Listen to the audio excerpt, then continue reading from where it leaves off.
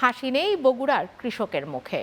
সার, কীটনাশক ও শ্রমিকের দাম বৃদ্ধি পাওয়ায় খরচ হয়েছে বেশি। তার উপর মাঝে ডিজেল সংকটে সেচ ব্যাহত হওয়ায় বোরো ইরি ধানের ফলন হয়েছে কম, অথচ মিলছে না আশানুরূপ দাম।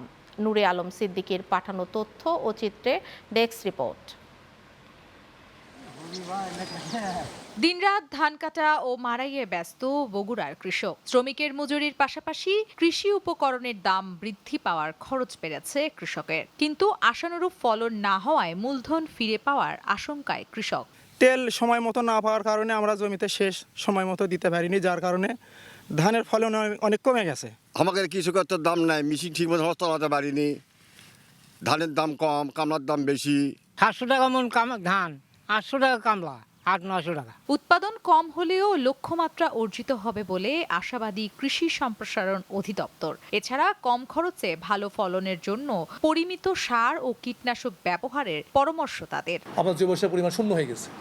এখান থেকে আমরা বেরোয় আসতে গেলে আমাদেরকে সারের সঠিক ডোজ, কম ব্যবহার করা যাবে না, কম ব্যবহার করতে হবে না, সুষম মাত্রা সঠিক ডোজ এটা আপনি ব্যবহার করতে হবে। ওই ডোজটা আমাদের শুনে নেবেন, এবং যে বালাইনাশকের যে ব্যবহার নীতিমালা কখন করতে হবে, কতটুকু ডোজ, এটা আপনাকে মানতে হবে। তাহলে যেটা আছে আপনি এটাতেই কাজ হবে।